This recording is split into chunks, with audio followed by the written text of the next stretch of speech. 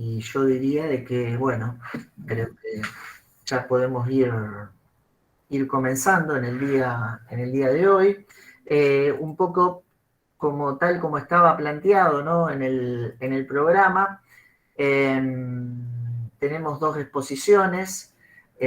Nos pareció adecuado, más allá del orden que estaban en el programa, en el sentido que primero iba a estar Alejandra Monti, pero va a ser en este caso Florencia. Lo invertimos dado el debate que se había suscitado, ¿no? En el día un poco de ayer y en continuidad, de alguna manera, con determinados actores o grupos, como en el caso de cultura y la definición de algunas transformaciones sobre el eje de la costa. Nos pareció pertinente retomar alguna de esas causas, así que por eso vamos a empezar con el caso de Florencia, con equipamientos para la infancia. Florencia es arquitecta por la Facultad de Arquitectura de Planeamiento y Diseño de Rosario. Actualmente desarrolla su trabajo doctoral con una beca de CONICET, con la dirección en el equipo de Daniela Cataño, y trabaja principalmente el vínculo entre arquitectura y pedagogía. Lo hace interrogando de manera interdisciplinar edificios escolares y espacios culturales educativos con herramientas tanto cuantitativas como cualitativas, con un trabajo también etnográfico.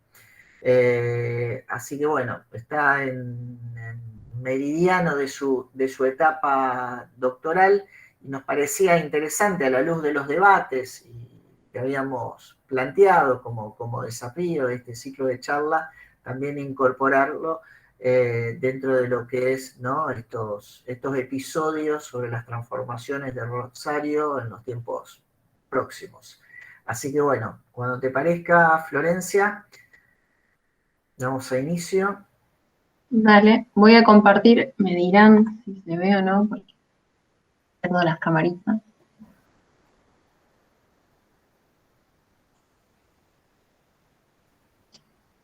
¿Ahí se está viendo? Aún no. No. Aún no. Todavía no. Ahora sí, va teniendo. ¿Llegó? Ahí está. Ahí está, Sí. ahí llegó. Bueno, demora por ahí. Bueno, ante todo, buenas tardes a todas y todos los que están acá presentes de manera virtual, al Museo de la Ciudad por gestionar estos espacios de diálogo y de encuentro compartido, a Javier Fedele y a Diego Roldán por la invitación a participar, y bueno, Sebastián, Cecilia, Alejandra, con quienes venimos conversando y pensando un poco, lo cual me parece súper nutritivo, ¿no? Así que muchas gracias.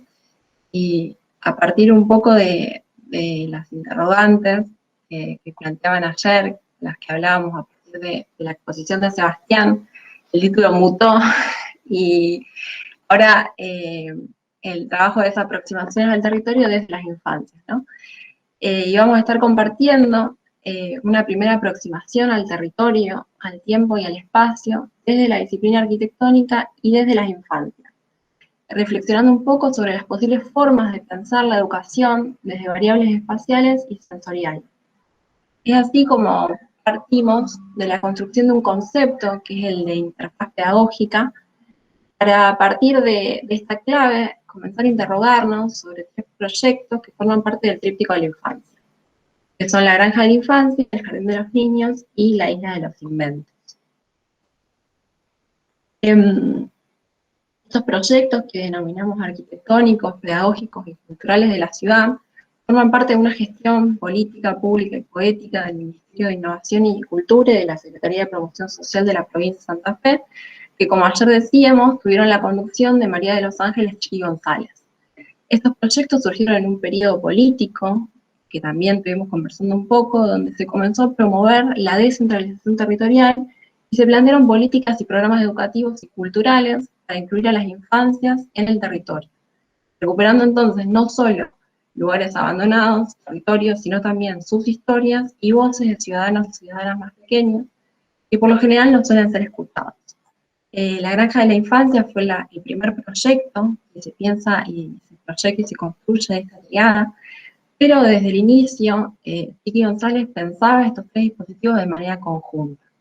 El segundo de los proyectos es el Jardín de los Niños, que se inaugura en el año 2001, y el tercero es la Isla de los Inventos, que se inaugura en el año 2003. Ayer un poco estuvieron haciendo preguntas sobre la isla. Me pareció importante contar que la Isla de los Inventos había sido pensada para localizarse justamente en la isla, ¿no? Y después, por motivos varios, de que no se dio el territorio, de que no se hizo la concesión, no se pudo gestionar. Pero el nombre viene a partir de que la idea principal era de que la Isla de los Inventos esté localizada justamente en la isla. En el título, entonces, como compartíamos, nos posicionamos frente al territorio desde las infancias. Tanto Chiqui González como Francesco Tonucci, que es uno de los referentes teóricos de estos proyectos, plantean que si entendemos una ciudad que es amable con la infancia, se hace amiga de la infancia, sería accesible entonces para todas y todos los ciudadanos.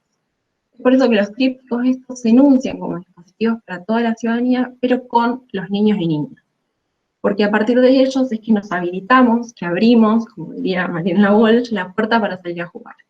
Entonces, esa lente desde donde se comienzan a pensar los espacios del tríptico va a ser la que nos introduzca a explorar estos dispositivos y empezar a preguntarnos sobre el rol de la arquitectura, sobre los mobiliarios, sobre el espacio, los cuerpos, el juego y el aprendizaje. Para poner un poco en contexto, a nivel nacional e internacional, la propuesta del tríptico pertenece a una iniciativa que surge en Italia, en la ciudad de Fano, de la mano del educador, psicopedagogo, pensador, dibujante Francesco Tonucci. Estos dibujos que vemos acá son dibujos que hace Francesco Tonucci, cuyo seudónimo es Sato. Él hace historietas y empieza a pensar también desde lo gráfico, desde la imagen, desde estas herramientas, ciertas cuestiones desde las que se posiciona para repensar y para discutir sobre algunas cuestiones de los espacios escolares, de la ciudad y sobre el lugar principalmente de niños y niñas en las ciudades. La Città del Bambino, la ciudad de los niños, surge en el año 91, hace exactamente 30 años. Este año se conmemoraba justamente los 30 años de la ciudad de los niños, y tuvo repercusión en otras ciudades europeas y latinoamericanas, como en Argentina, en Uruguay, en Colombia, en México, en Perú, en Chile. Pero lo que tiene de particular nuestra provincia es que este proyecto logra tener una concreción material, se constituye como espacio físico. Me pareció, bueno, acá vemos en el plano donde están localizados los tres espacios del tríptico, la Isla de los Inventos, que por ahí no compartí hasta ahora, está ubicada frente al río, en la zona centro de Rosario, junto a lo que ocupan el espacio del distrito centro. El Jardín de los Niños se ubica en el Parque Independencia, y la Granja de la Infancia se localiza en la zona oeste de Rosario, frente a lo que es Canal 3. A un marco más legislativo, me parecía también importante compartir que en 1990 el país, Argentina, adhiere a la Convención de los Derechos del Niño por ley, y en el 94 se le otorga rango constitucional, con la reforma del 94. Por otro lado, en el año 96, el Ejecutivo Municipal promueve el proyecto de la Ciudad de los Niños, promueve este proyecto de Ciudad de los Niños, y a partir de este se propone la creación de un consejo de niños y niñas para darle lugar a las infancias, tanto las problemáticas urbanas como sociales y culturales. Es así como se busca que estas personas, estos niños, se constituyan como sujetos de derecho, como ciudadanos.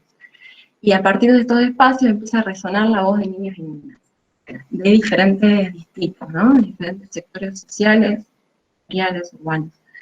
Estos consejos de niños y niñas siguen funcionando y convocan a niños y niñas de entre 8 y 11 años. En el año 95 se empiezan a pensar los espacios del tríptico, y el último que se inaugura es en el año 2001. Por otro lado, me parece importante también que pertenecen al proyecto del Plan Estratégico de Rosario, que es el marco también que los contiene, digamos. Entonces, pensábamos que era interesante partir para ingresar al territorio del tríptico desde la resignificación del verbo jugar. Y González, en uno de sus escritos, decía que el gran dispositivo de la infancia es el juego. El juego como ese trabajo que solo se nos permite en las infancias. Y a muchos agrego tampoco, ¿no? Ni siquiera es posible que se les habilite esos espacios lúdicos. El juego no se separa de la acción, entendiendo que el cuerpo se pone en movimiento. Es algo que sucede a los más pequeños sin siquiera pensarlo, y algo para lo que no piden permiso, sino que les atraviesa, algo que sucede. En el acto de jugar, las infancias viven en un tiempo presente, y los territorios sobre los que hoy vamos a estar compartiendo permiten esa experiencia de habitar los espacios en un tiempo u otro, el propio de las agujas del reloj. De la mano de Brailovsky y Hoyuelos, vamos a conversar sobre esto del tiempo, y que si por cronos entendemos el tiempo que acontece en un espacio escolar, medido por tareas, relojes, cronómetros, en estas reflexiones vamos a estar preguntándonos si es posible que suceda una obtención de conocimiento en un tiempo regido por emociones, por percepciones, sentimientos, vinculados más a los cuerpos y a la acción, que se relacionan más con un tiempo perteneciente al kairos.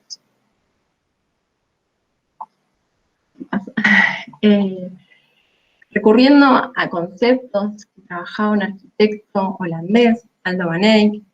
Aldo van Eyck fue uno de los primeros en proyectar y construir espacios de juego, playgrounds, para niños y niñas en zonas abandonadas en Ámsterdam. Entre 1947 y 1978, Aldo van Eyck construye aproximadamente 734 playgrounds en Ámsterdam. Y es quien plantea que los espacios se constituyen como lugares al ser habitado, y que los tiempos logran convertirse en ocasión ante la experiencia en el territorio de la ciudadanía. Es así como en estos territorios sobre los que vamos a estar conversando hoy se busca romper el par forma-contenido, cuerpo-mente, teoría-práctica, sujeto-objeto, para pasar a deconstruir esos límites y constituir a partir de esos entres, ¿no? Aldo van Eyck hablaba del concepto de in-between, espacios de transición entre opuestos. Y estas rupturas de límites, esos cruces de los lenguajes, esos lugares, es posible donde en esos lugares es posible la transmisión de sentidos, de cultura. Es la que vamos a comenzar a enunciar como interfaz pedagógica. Entonces estos espacios nos parece importante como pensarlos como lugares donde se aprende y se educa de un enfoque lúdico, y con tiempos y cuerpos presentes y en movimiento, habitando entonces de diferente manera la ocasión educativa. En estos espacios, entonces, se modifican los tiempos de la ciudad contemporánea, se otorgan quizás permisos tempo-espaciales para que sucedan encuentros de niños y niñas de diferentes lugares, personas de diferentes edades, de otras localidades, de otros países, y quizás esos tiempos de los que por ahí charlábamos ayer rompen las lógicas propias del capitalismo e inauguran otras lógicas que responden más a ritmos lúdicos. Estos tres espacios, tanto la granja como el jardín y la isla, cobijan otros dispositivos de menor escala que invitan a ciudadanos y a ciudadanas de diferentes edades a darse ese permiso para jugar. Y que González también hablaba y exponía en una de sus conferencias que no puede haber juego si no hay un cuerpo en un tiempo y en el espacio. Entonces, esta construcción sobre la que estamos trabajando nos permite poner en crisis algunos presupuestos espaciales y temporales, entendiendo que tanto las arquitecturas como los resultantes espaciales actúan como interfaces pedagógicas, como mediadores, posibilitadores del acontecimiento educativo.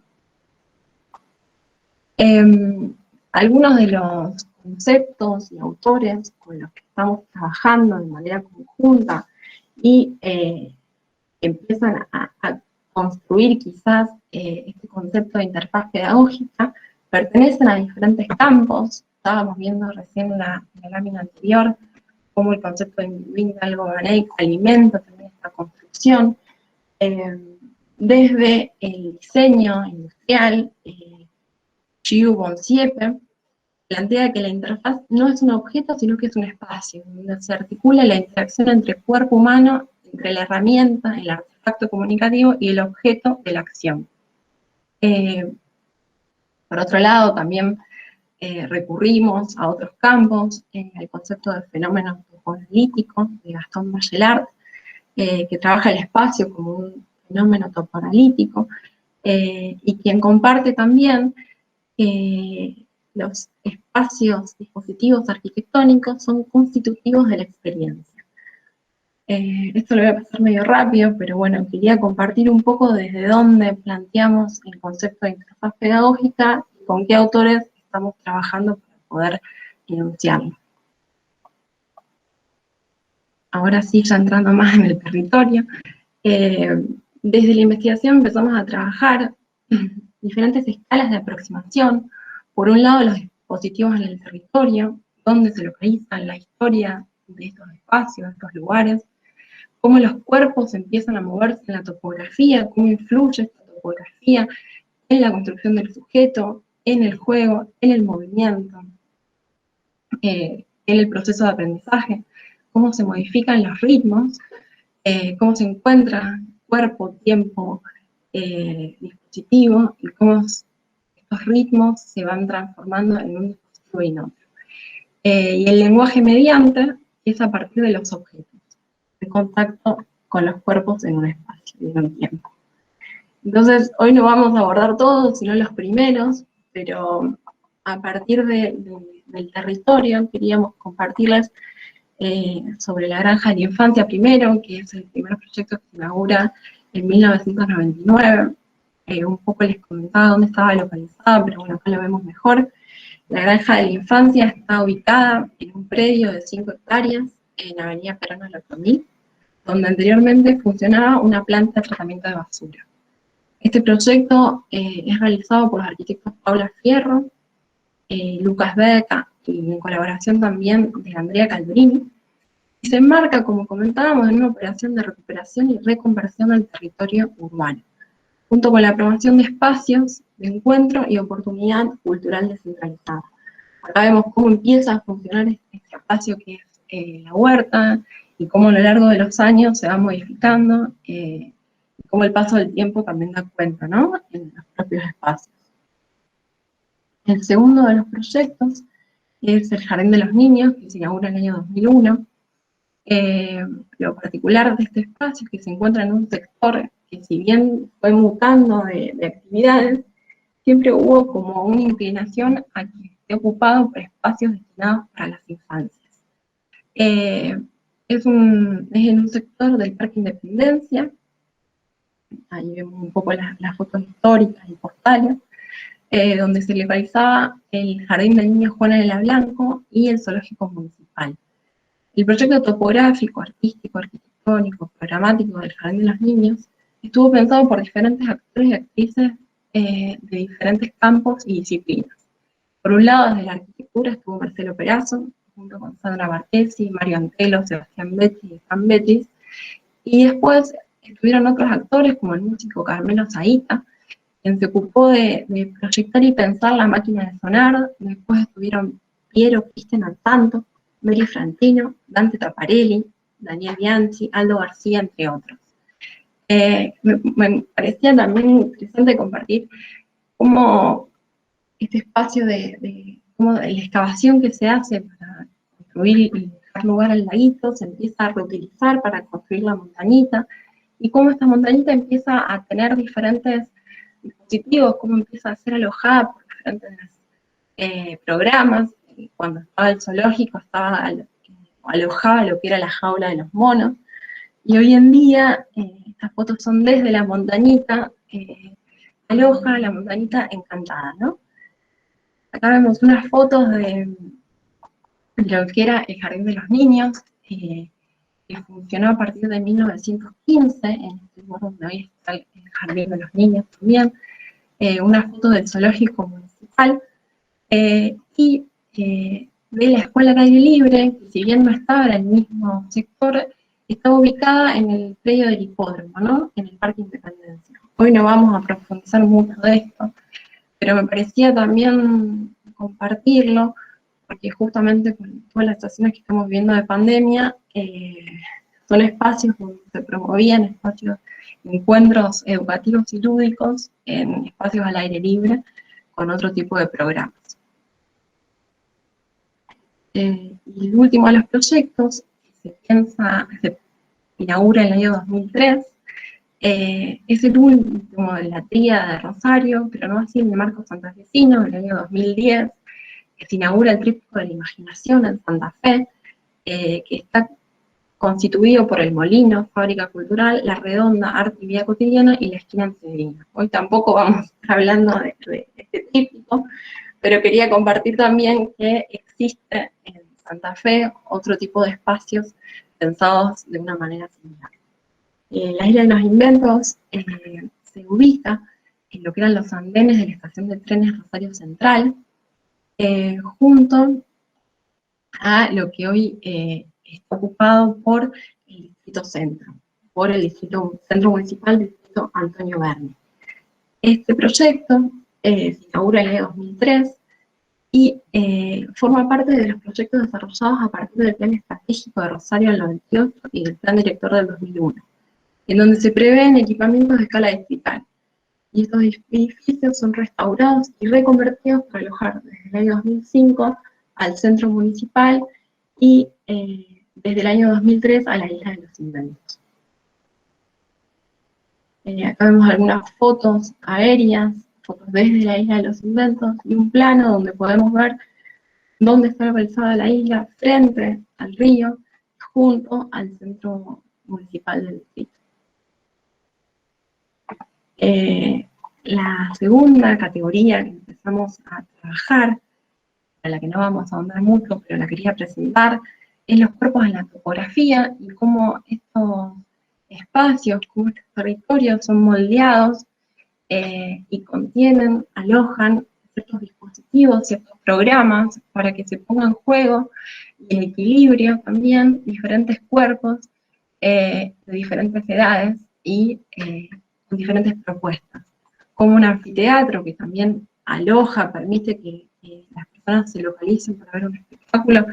Hoy en día funcionan para espacios para compartir entre familias, cuando van a descansar también en la granja, o para que los niños y niñas también empiecen a jugar y a desafiarse de manera motriz en estos espacios.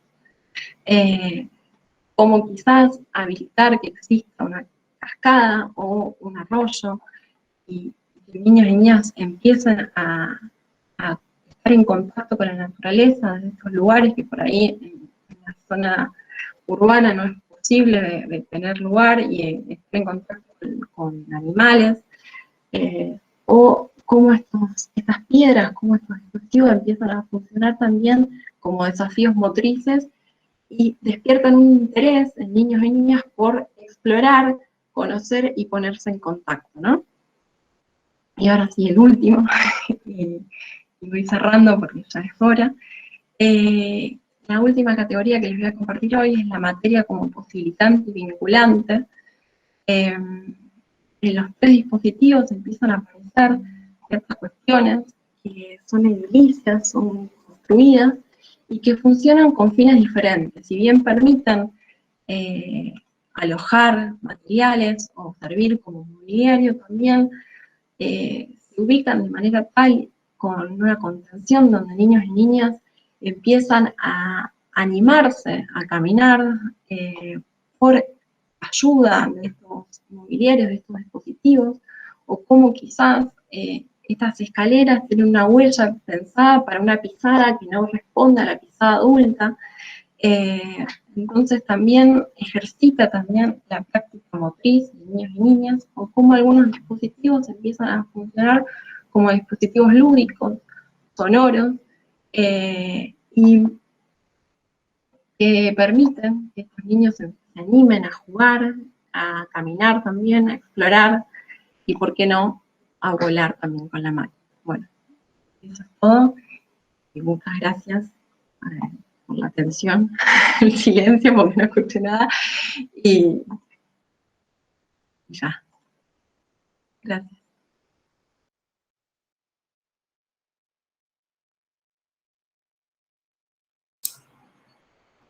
Estás muteado, Javier. Ya me avisaron, gracias. Siempre. Eh, la verdad que interesante. Yo no sé, no sé ustedes, no sé el auditorio, ¿no? Pero a mí me interesaría a lo mejor si abrimos, ¿no? Un poquito para dar continuidad a la temática. eh, a mí particularmente me pareció interesante en el contexto, ¿no? Que venimos hablando de las transformaciones. Eh, porque este tipo de intervenciones nos da una idea, así como decía Brenner, ¿no? Con Smith, digamos, ¿no? Como lo urbano se ha constituido en una especie de lente para entender cambios en distintas dimensiones, sociales, culturales, económicas, políticas también, ¿no? Eh, cómo va mutando la idea de parque, digamos, ¿no? Uno cuando tiene la imagen de niños en la ciudad, ¿no? Esta imagen de parque y cómo se ha ido transformando en espacios que tenían incluso, ¿no? Como el caso de la isla, que tenía otro uso. En el caso del Parque Independencia, el mismo uso, pero cómo se habilita otro también en un lugar por fuera de alguna manera de la urbanización consolidada, como es la granja, y cómo se genera también un espacio otro, digamos, ¿no? Un espacio diferente, a partir también de incorporar, como también hablábamos ayer, vinculado a las juventudes, ¿no? Pero incorporar otro grupo en la transformación del espacio, ¿no? O apostar, ¿no? A un grupo determinado para incluirlo en el espacio público y que eso tenga un efecto, un talante, ¿no? Transformador. Me parece que aquí también tenemos una riqueza como para historizar y para analizar este proceso, ¿no? De transformaciones y con los impactos, ¿no? Que eso ha tenido. Yo no sé si por algo en especial me quedó la duda, Florencia, porque habría el cuarto, habría por ahí si bien siempre se manejó en la ciudad el tríptico, ¿no? Pero habría el cuarto espacio este de la ciudad de los niños, ¿no? Ahí enfrente a Puerto Norte, digamos, ¿no? Que también es un lugar donde funciona muchas veces el Consejo de Niños y hay una serie de actividades que también se podría poner en la red. Y otra cosa, y con esto ya dejo a otros, ¿no? Tengo más, pero sin caso hablemos después, la referencia también a la propiedad del suelo. Esto es muy urbanístico, ¿no? En este cruce que estamos haciendo entre multidisciplinar, ¿no? Por ahí los más urbanistas hablamos. Si bien en el parque no había problema con el dominio, con la propiedad, porque es un parque, pero sí había un juicio de por medio. Ahí podríamos decir, como lo comentó Sebastián, ¿no? En el caso de la costa y del Parque España, que está flojo de papeles en la propiedad de suelo, digamos, ¿no? Ahí también la municipalidad tuvo un problema que no estaba muy claro la posibilidad de llevar adelante. No es que no estaba claro, pero se exponía a riesgos no judiciales de esto, que igualmente la decisión del proyecto fue ir para adelante, ¿no? Hacer prevalecer el proyecto. Pero de alguna manera, cómo estas apuestas de transformación en el espacio, ¿no? Tienen un poco también estas aristas, ¿no?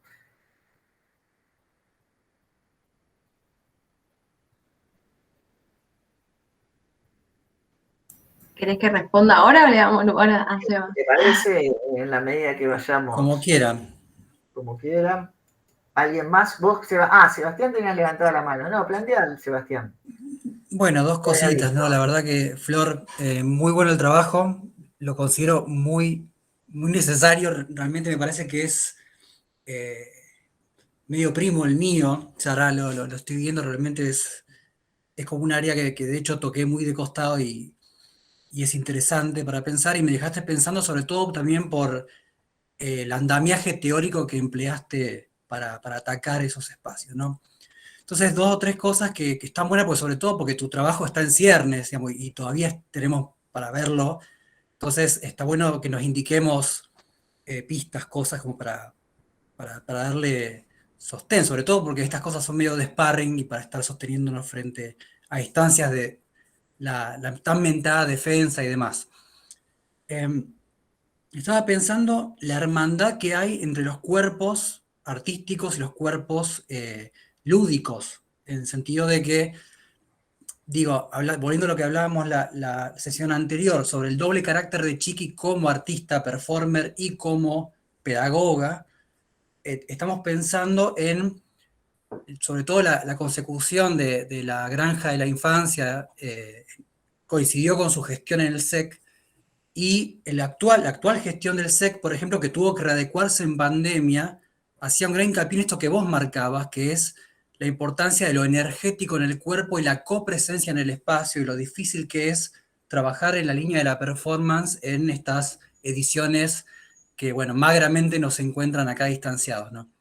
Por ese lado me parece que es una cosa que aparece, el cuerpo performático y el cuerpo infante y del juego tienen como esas cosas, ¿no? que hacen a la aprehensión y la dificultad de traducción de esas cosas. En segundo lugar, eh, digamos, montando sobre esto que planteaba Javier, la cuestión de los papeles y demás, vos planteaste lo del plan estratégico y justamente trabajaron con la hipótesis de la disponibilidad de ese territorio y el traspaso oneroso digamos, de lo que sería el solar y las propiedades, dónde va a sesionar la Isla de los Inventos, ocurre a fines del 99. O sea, que ahí ocurre justo la demolición de la ex Unidad 4 y una serie de golpe final que vas a encontrar, sobre todo en ese año, como un gran paso administrativo para lograr la potestad sobre ese espacio. Y una pequeña nota de color de algo que no trabajé, pero que me encuentro ahora trabajando, es que los anteriores usuarios de la estación Rosario Central fueron los pioneros de la BMX en Rosario, que hoy en día trabajan en el galpón de enfrente, que es el Helltrack, que sería el único galpón de autogestión que existe en el día de hoy y que sostiene un torneo de alcance internacional que comenzó en el lugar que luego ocuparía la Isla de los Inventos. No fueron desalojados, pero fueron invitados a mudarse a ese otro galpón justamente en 2001, porque la infraestructura que habían montado era, bueno, de una serie de bucles y cosas que hacen a la disciplina que yo no sé manejar, pero que, bueno, que hay como una especie de traspaso de práctica también juvenil. Eran chicos de secundaria, sobre todo de la Dante y otros colegios de la zona, que, bueno, que trabajaban ahí. Y bueno, sobre esta cuestión de la Isla de los Inventos como un espacio así de experimentación, también se me ocurría pensar, ¿no? Esto de Tonucci y el involucramiento de las infancias en la gestión, ¿no? y las esferas decisorias de la ciudad. Hay que pensarlo también, me parece que es elocuente de esa política también su coincidencia con la instalación del distrito Berni en la misma estructura durante esa misma época, sobre todo porque el plan de descentralización distrital es bastante anterior, tiene 7 años menos, pero se lleva a cabo en el centro en ese momento, y yo lo veo como una especie de derrame, si se quiere, volviendo a esta metáfora medio pavota que usé ayer. Pero digo, esa democratización en términos no solamente espacial, ¿no? Esa cuestión de desagregar esferas decisorias en estas unidades administrativas que son los distritos que no se coinciden con los barrios y sin embargo representan espacialidades urbanas muy caras al imaginario rosarino, como el sudoeste y ese tipo de cuestiones, pero también, digamos, desagregar y derramar esa participación hacia esferas etarias de menor longevidad, ¿no? Entonces, es como que los niños comienzan a ser sujetos de esta cuestión decisoria, al mismo tiempo que el espacio comienza a pluralizarse en estos núcleos decisorios, que dicho sea de paso, el presupuesto participativo es también de esta época, es de 2002, y gran parte de estos presupuestos ejecutados en y desde los distritos tienen que ver usualmente con equipamientos para juventudes e infancias. Lo último que digo, vos tomaste la cuestión de la pata del diseño, es muy importante. El año pasado estuve reunido con algunos colegas de ustedes y justamente diseñadores industriales que un representante de esta empresa Crucijuegos, que fue la que creó la Flor de Lupé, hablaba de la importancia del cuerpo adulto en el momento del juego, el juego infantil, ¿no? ¿Qué hacer con esos adultos que en realidad llevan a los chicos como una excusa para salir a pasear a veces? ¿Dónde colocarlos?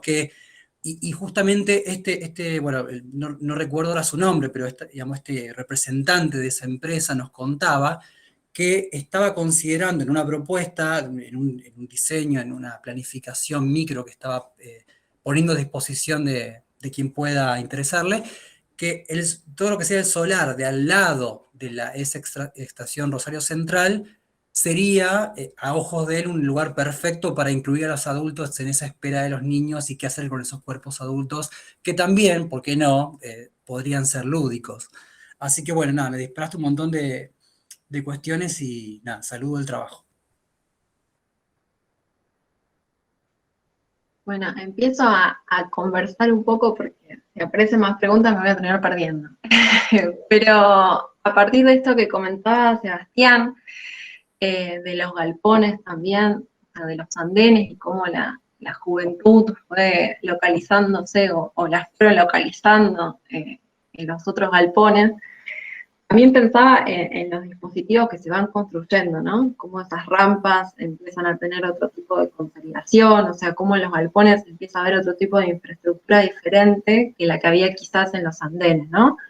Quizás después se termina de gestar en lo que hoy es La Hoya, que está cerca de Avenida Francia, que bueno, que es un espacio más grande donde ya se hacen competencias y donde también se creó un dispositivo y un espacio para bikers o niños y adolescentes que se encuentran de diferentes generaciones en ese movimiento.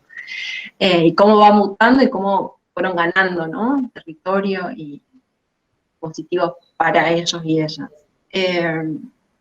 Pero sí, está buenísimo el aporte y también incluirlo también en el cruce, que creo que es súper rico. Y respecto al proyecto quizás de reciclaje que yo no llegué a compartir de la ex estación de Rosario, de la estación Rosario Central de trenes, el proyecto por un lado del distrito estaba pensado por Laureano, que era un arquitecto colombiano, junto con Juan Luis Grossman y Raúl Utges, y lo que Tiki comenta en diferentes escritos que estuve leyendo, es que cuando ella empieza a pensar lo que es la isla de los inventos, por ahí tenía algunas ideas que quienes les llamaban disparadoras, o sea, que eran como ideas medias alocadas, este Laureano como que respalda también esas ideas que ella tiene. Ella hablaba del derecho a la oscuridad, ¿no? Y es uno de los arquitectos que también respalda quizás esas ideas, y ella decía que quienes empezaban a pensar en los dispositivos eran conocedores de oficios, ¿no? Que para darle forma o volumen a esas ideas, ella buscaba a quienes sabían hacer los juegos, ¿no? Que lograban crear estos vínculos entre objetos y cuadros y hacer quizás de una tela hasta un mar, que es lo que pasa quizás en la isla de los inventos. Era algo que por ahí no dije por el tiempo y todo, y me parecía que también estaba bueno compartir. Y bueno, la otra cuestión que me compartía Javier,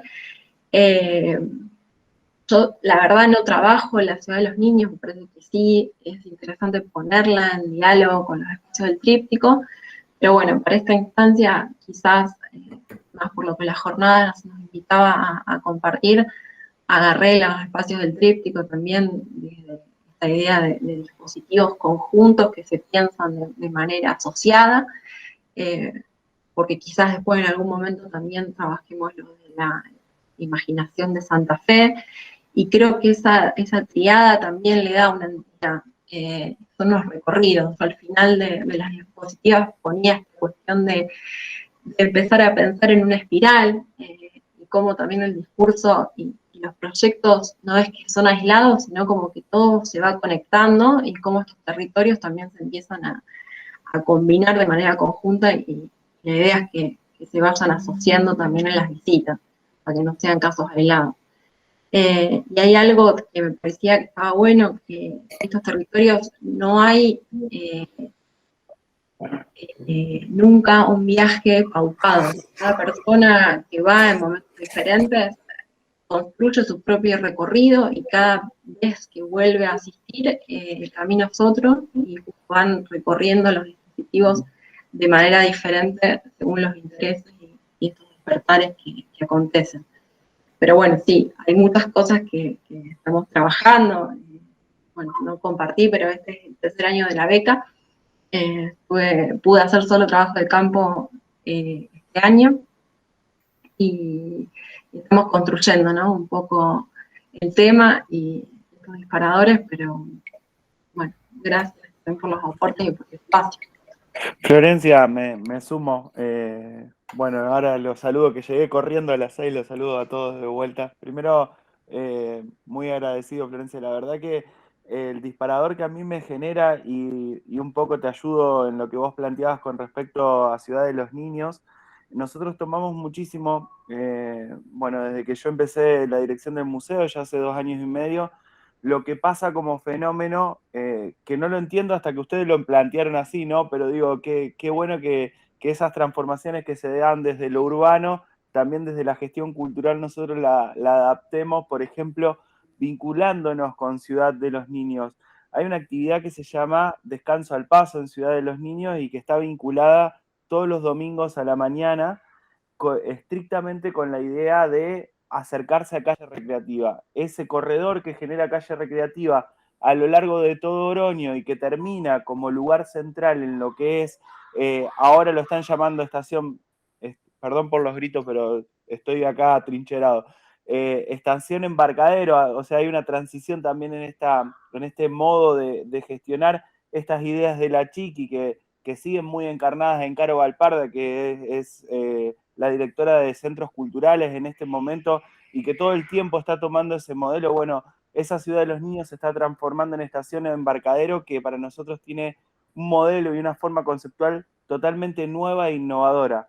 Y para los museos, que por ahí siempre tenemos otra lógica, el acercamiento específicamente con lo que es Ciudad de los Niños es a partir de este disparador que es Descanso al Paso. Y generamos toda una estrategia de charlas con Meria Franchino, por ejemplo, acerca de cómo era esa vinculación a través de lo lúdico, a través de poner mesas, a través de poner libros, con lo que era calle recreativa, y tal cual tomamos la idea y la replicamos en el frente del museo. Ahora por la pandemia lo hacemos en el patio, pero en vez de llamarse Descanso al Paso, se llama Museo al Paso, y generamos ese corredor como 2 puntos que se conectan desde lo que es Museo de la Ciudad a Ciudad de los Niños, y hay yoga, trabajamos con la dirección de adultos mayores. Digo, qué bueno analizarlo desde otro lugar, pero también desde una transformación urbana, porque se están generando 2 puntos de interacción que conectan desde una bicicleteada hasta el yoga,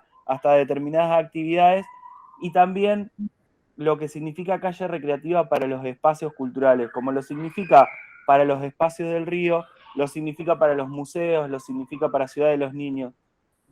Perdón, escuchan muchísimo los gritos, les pido disculpas. No, pero se escucha, Nico. ¿Se escucha bien? Se escucha claro tu locución.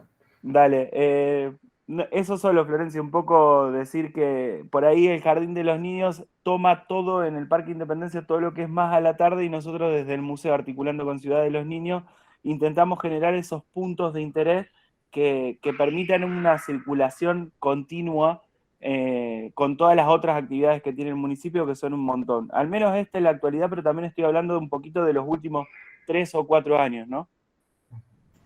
Gracias, Nicolás. Sí, son espacios que también afortunadamente siguen funcionando, ¿no? A pesar de todo el contexto que estamos viviendo, tenemos esa posibilidad de que se habilite el ingreso y con ciertas medidas se pueda seguir asistiendo. Y yo a la Ciudad de los Niños he ido, he estado, compartido ahí, pero no la estudio porque lo considero que son otro tipo de dispositivos, y creo que los programas donde quizás la arquitectura o estos dispositivos que ponen un poco en juego el espacio arquitectónico, convocan más o permiten hablar de esto que yo llamo interfaz pedagógica en lo que es justamente el tríptico de la infancia. Y un poco vuelvo a lo que Seba contaba, de estos espacios que se empiezan a pensar, para alojar a adultos. Los espacios del tríptico también son para personas adultas. Eso muchas veces los padres o madres que van a los espacios del tríptico se separen, no, yo no, esto, lo otro. Y bueno, recordar o también invitar a quienes van, a quienes asisten, que son espacios que todos son pensados también para que las personas adultas participen, ¿no? Cuando estaba habilitada la máquina de volar, también era un dispositivo para que el cuerpo adulto, bueno, Ale me ha compartido que ha ido, yo me he subido y es una experiencia que está buenísima también. Sí, yo me tiré por la máquina de volar. Es Lo fantástico. reconozco. Sí, Hay que también, animar. Muchas veces lo vemos desde lejos y no nos queremos acercar y qué sé yo, y creo que justamente también el encuentro, algo que también trabajo que no compartí, es el encuentro en esos dispositivos de la máquina de trepar, de cuerpos adultos y cuerpos infantiles, o sea, cómo las infancias y las personas adultas se empiezan a encontrar y cómo se generan diferentes ritmos cuando se empiezan a encontrar en estos dispositivos. Y eso es algo que empecé a ver también haciendo un trabajo de campo, justamente cuando uno puede acceder y participar, porque si lo vemos desde lejos o si no ingresamos al territorio quizás nos parece medio difícil, pero cuando vamos y participamos y hacemos todas las actividades y nos hacemos preguntas o escuchamos y empezamos a tener esas interrogantes, creo que también ahí se juega un poco el encuentro del lenguaje y de edades.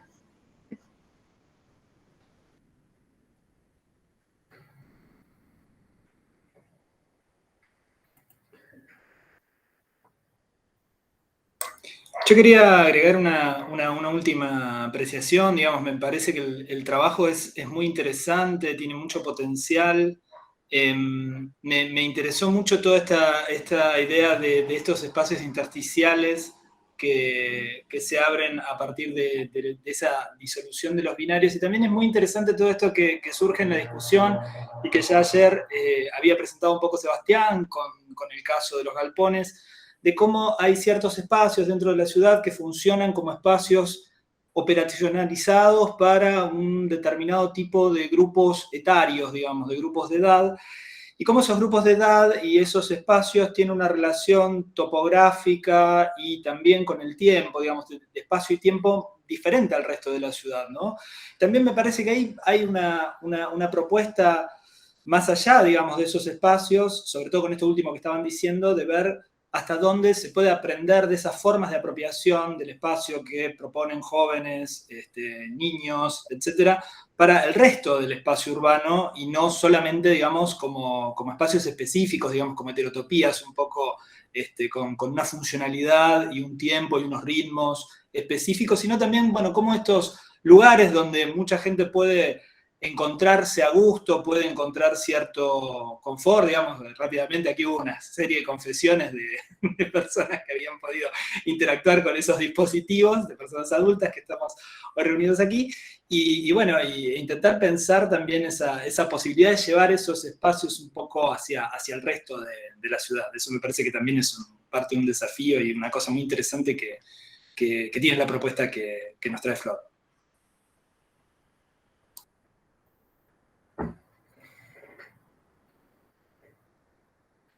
Sí, creo que en ese sentido,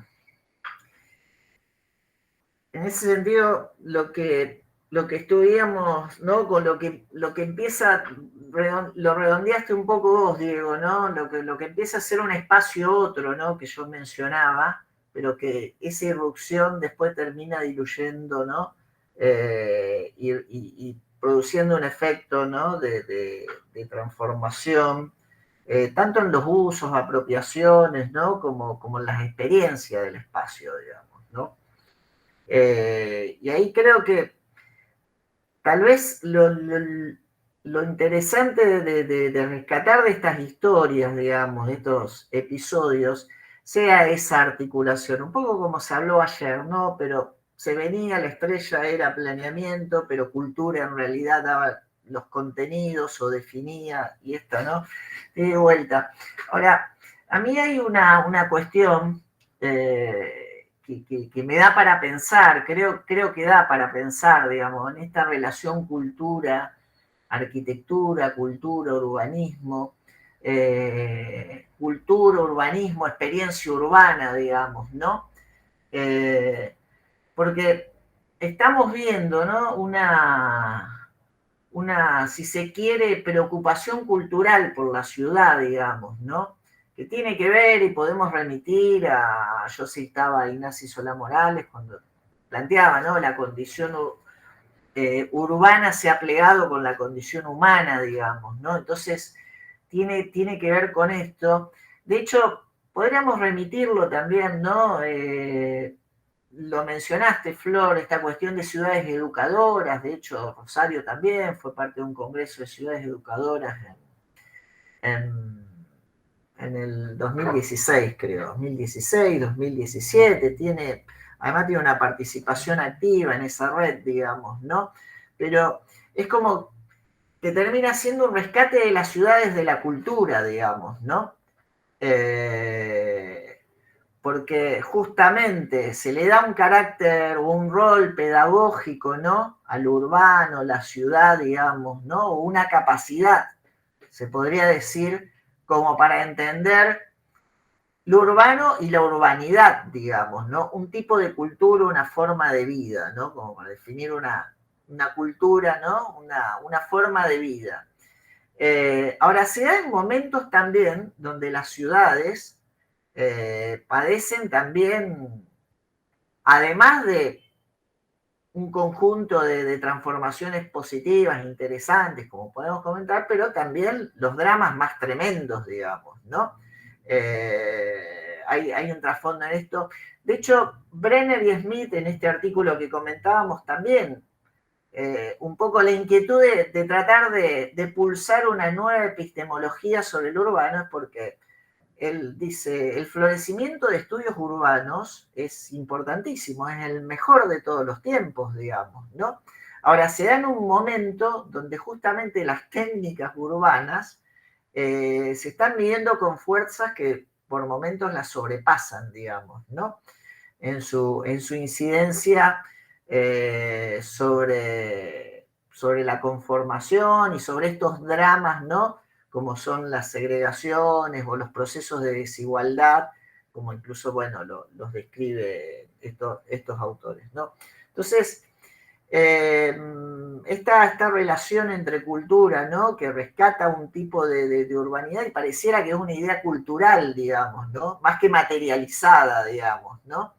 Me parece que también abre un conjunto, ¿no? O puede abrir un conjunto, ¿no? de reflexiones y que, bueno, de hecho las debatimos nosotros un poco en el equipo y que queremos compartir porque son justamente de una producción de conocimientos abierta aún y que son de alguna manera parte, ¿no? De las historias actuales, ¿no? De que tienen las ciudades en función de alcanzar una transformación positiva, digamos, ¿no?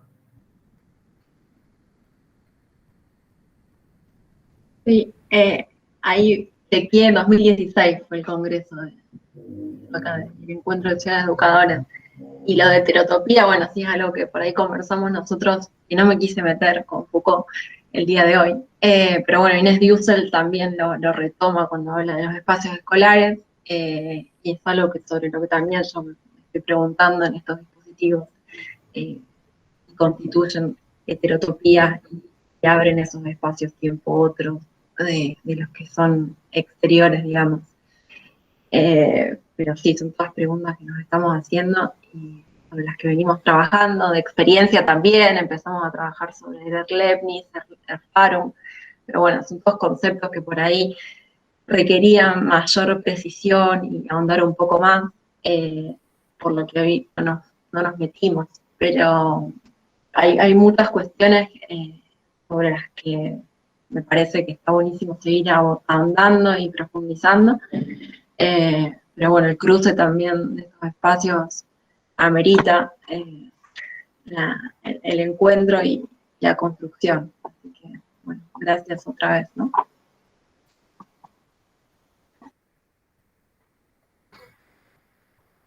Bueno, no sé si hay algún comentario más. ¿Alguien quiere agregar antes de pasar a si no pasaríamos, ¿no?, a la próxima exposición y de última vamos a tener, lógicamente, un momento también para un cierre más conjunto. Yo, de hecho, un poco ya la inquietud que planteé recién en esta relación entre cultura y planeamiento era porque tenía en mente, de alguna manera, ¿no?, este vínculo, ¿no?, que se arma también, o que tenemos que armar creativamente, pero que está planteado, ¿no?, entre cultura y planificación, y por eso un poco la convocatoria a Alejandra Monti para que de alguna manera nos hable de una etapa particular, de un momento de cambios, ¿no?, en los paradigmas sobre la planificación de la ciudad, cómo la ciudad es vista ahora, ¿no?, un poco desde de este campo de estudio que pretende alzarse, ¿no?, con estas capacidades para intervenir en la transformación, ¿no?, del espacio, y cómo pensar la ciudad en un momento, ¿no?, que, como planteamos, se está transformando, está dejando de ser esa ciudad portuaria, esta ciudad con vocación industrial, para empezar a desarrollar también una ciudad de servicios, una ciudad que de alguna manera transforma sus espacios en función de una urbanidad diferente como la que se irá definiendo, ¿no?, en esos años. Alejandra, bueno, es magíster en Historia y Cultura de la Arquitectura y de la Ciudad por la Universidad Torcuato de Itela, y es también doctora en Arquitectura por la Universidad Nacional de Rosario, además de previamente ser arquitecta también por esta misma universidad. Ha desarrollado estancias de trabajo postdoctorales en la Universidad Católica de Chile, es investigadora también del CONICET, con sede de trabajo también en el CURDIUR, y también hace docencia en el área de teoría y técnica urbanística, como también en posgrados, como la Universidad General de Sarmiento, en el doctorado y el máster de estudios urbanos. Sus temas de investigación se centran en la historia de la planificación regional y urbana en el Cono Sur, sobre todo a partir de los centros de formación, sus matrices teóricas, sus proyectos, sus actores, ¿no?, que de alguna manera han sido la usina de ideas sobre la planificación, y dentro de la cual también Rosario ha tenido una participación activa, no solo a nivel local, sino también trascendiendo ese contexto tanto a nivel nacional como regional latinoamericano. Así que bueno, Alejandra, cuando te parezca, Sí, voy a probar a... intentar la presentación. A ver si me deja. Va queriendo. Sí, ya vemos.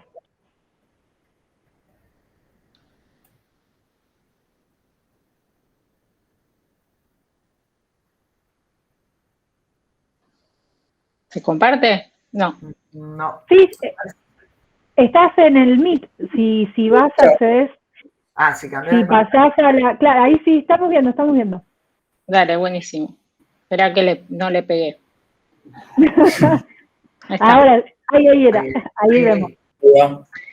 Bueno, muchas gracias por la invitación. Javier me expolió un poco la presentación, las hipótesis, no sé, ya está todo medio ya dicho. Bueno, muchas gracias primero por la invitación al museo. Yo, como bien dijo Javier, trabajo un periodo anterior a estas transformaciones democráticas, podríamos decir, a partir de los años 80, 90.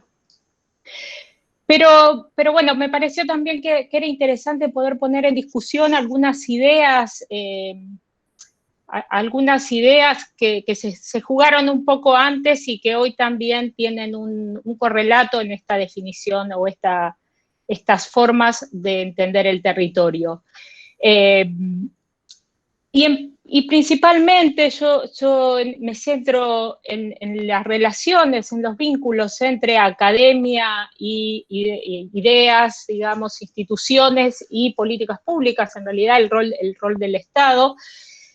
Y que en este caso, en la década del 60, tuvieron a Rosario y a su escuela de arquitectura como el epicentro nacional de un proceso de transformación de los postulados disciplinares. Esta idea, este proceso se produce en un momento particular del desarrollo digamos, de los cambios de los paradigmas a niveles internacionales. Las nociones de desarrollo y subdesarrollo se habían convertido en un par que funcionó como una estrategia de división para identificar, bueno, qué países no, esta idea de subdesarrollados o desarrollados, que fue, digamos, esta gran división del mundo que se dio en ese periodo, que consideraba que el desarrollo, digamos, con mayúscula, era el objetivo, y era, como afirma Esteva, era un valor universal, homogéneo, y el gran objetivo y esta nueva mitología de Occidente, ¿no?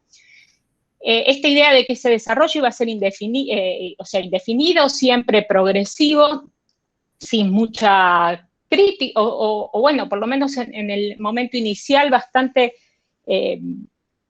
relacionado, digamos, adoptado por una serie de instituciones, organismos supranacionales, que fueron definiendo cuáles iban a ser las políticas a nivel internacional, donde América Latina, a partir del año 59, con la, digamos, posrevolución cubana, va a empezar a convertirse en un foco de atracción que no lo era tanto en los años anteriores frente a Asia, por ejemplo, o la propia Europa. Entonces, para centrarnos en el rol latinoamericano, también este paradigma desarrollista reformista que imperó en el periodo, a mí me interesaba entender la creación del Instituto de Planeamiento Regional y Urbano del Litoral en la Escuela de Arquitectura y Planeamiento, ahí esto lo vamos a discutir un poco, de Rosario, que pertenecía en ese momento a la Universidad Nacional del Litoral, y se presentaba como una oportunidad para la conformación para comprender cómo fueron las formas, digamos, de institucionalización académica en la que el IPRUL, el Instituto de Planeamiento de ahora en adelante, IPRUL, va a introducir nuevas perspectivas centradas ahora en la forma física para la planificación, pero entendida como un método de toma de decisiones tendiente al desarrollo y al reequilibrio territorial, en el cual están muy ligadas a las ideas que impartía la CEPAL, con Prefitz a la cabeza en ese momento, que tienen que ver con nociones con centro y periferia, bueno, etcétera. ¿Y por qué interesa esto también? O sea, estas ideas de desarrollo lo que hacen es incorporar al territorio, digamos, una incorporación en el cual la entienden como una variable de la transformación junto con la economía, la política y lo social, y va a estar, digamos, va a convertirse la idea de la planificación y en consecuencia la planificación territorial como un tema por parte del Estado. Bueno, como decía, lo primero que voy a presentar va a ser la idea de ¿por qué Rosario? Sería la pregunta. En segundo lugar, este pequeño desarrollo breve, ¿no? Del IPRUL, para terminar en una serie de hipótesis todavía no del todo, bueno, que están como en in progress, ¿no? Que tiene que ver con las derivas de estas experiencias de este instituto, no solo a nivel local, sino también a nivel nacional. Hay que aclarar, o por lo menos me gustaría a mí aclarar que se entiende al territorio, este periodo va a entender al territorio desde una matriz fuertemente economicista. Cuando uno revisa los programas de la época, puede vislumbrar esa condición, y por ende con una lógica totalmente productivista del territorio. Bien, la transformación de Rosario, de la escuela de arquitectura, como les dije, bueno, digamos, en los años posteriores al derrocamiento, a la interrupción del gobierno de Juan Domingo Perón, por la autodenominada Revolución Libertadora, se inicia en la Argentina un proceso de transformación universitaria a partir de un abandono de un perfil fuertemente profesionalista por una visión mucho más cientificista y técnica.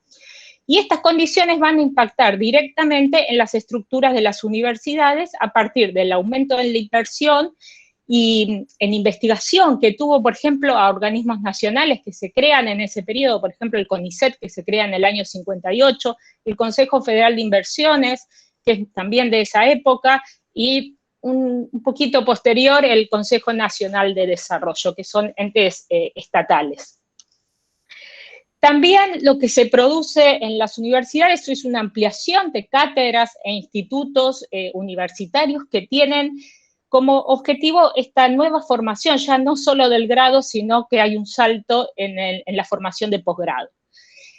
La realización de investigaciones y la idea de asistencia, el rol de la universidad y su rol hacia la asistencia técnica al medio, lo que le llaman. Entonces, vamos a ver que en todos lados, digamos, en todo el país, se produce que las universidades van a adquirir cada vez más un papel estratégico para el desenvolvimiento del Estado, muy vinculado a las políticas estatales, y va a ser también entendida como un camino para esta independencia del colonialismo económico y cultural. ¿Qué pasa en Rosario?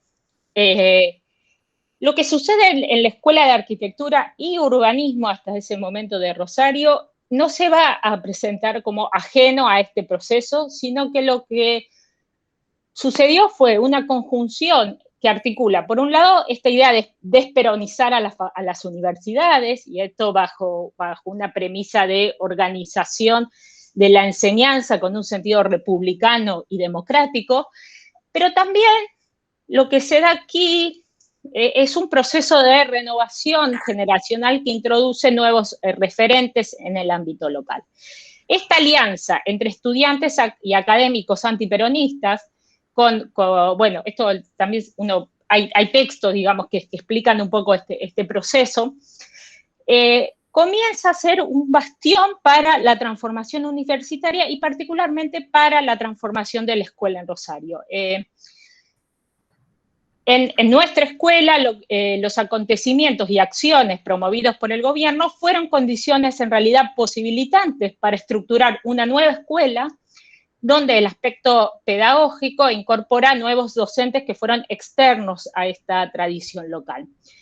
Esto se produce en el año 56, cuando se designa a Jorge Ferrari Ardoy como delegado organizador de la escuela. Este es el personaje más viejo de esa foto, dando inicio a un proceso total de reestructuración y transformación, tanto en el orden administrativo y organizativo, como también en los aspectos pedagógicos y el perfil de los egresados.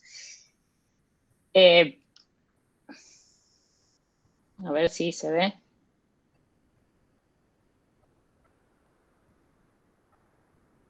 Ahí.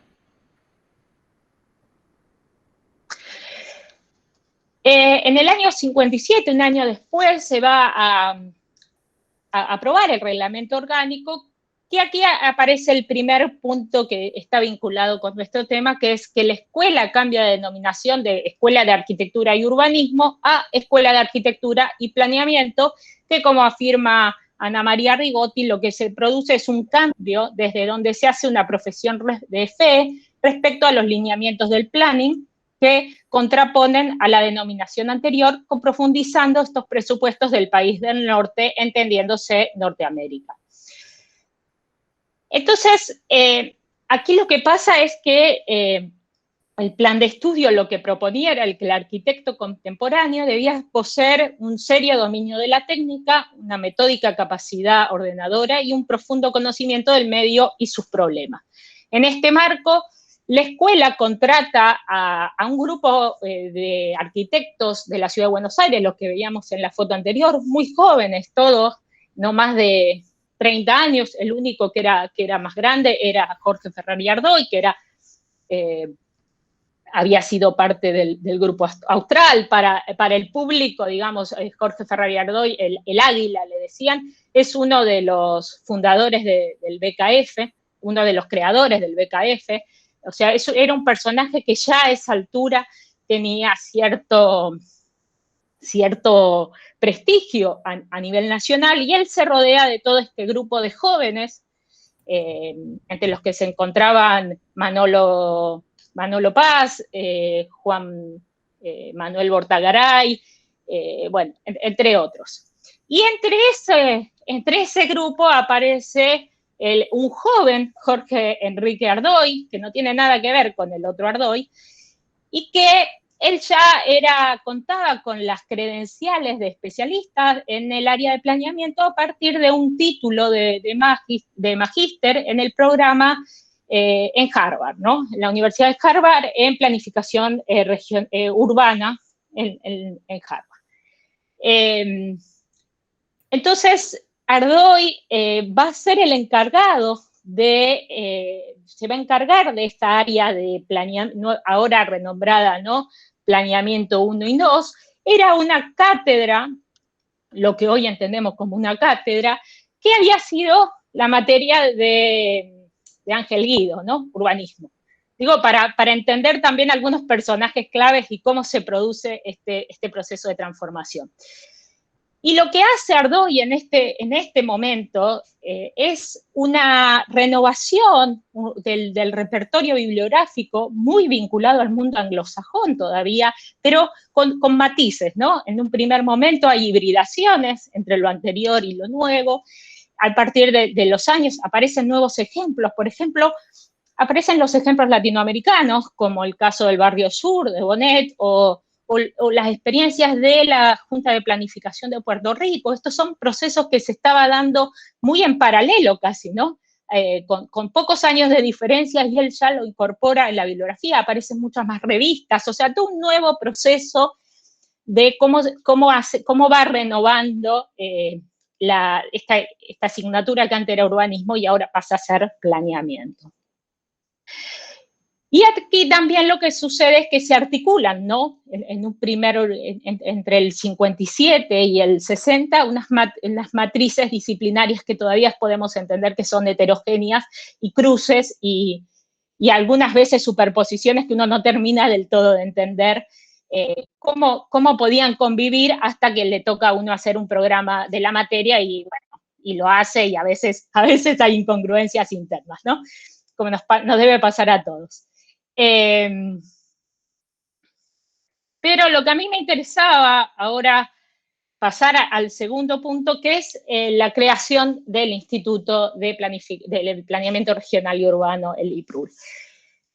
¿Qué pasa? En el 57 también en la escuela hay financiación desde la universidad para la creación de institutos de investigación asociados a las cátedras. En esto se crea en ese año el Instituto de Arquitectura y Planeamiento, que, como plantean en sus objetivos, tiene por objeto, digamos, llenar las necesidades sociales de la zona de influencia de la Universidad Nacional del Litoral en su espacialidad a partir de actividades de posgrado, investigación, asesoramiento técnico a comunas y municipios y divulgación.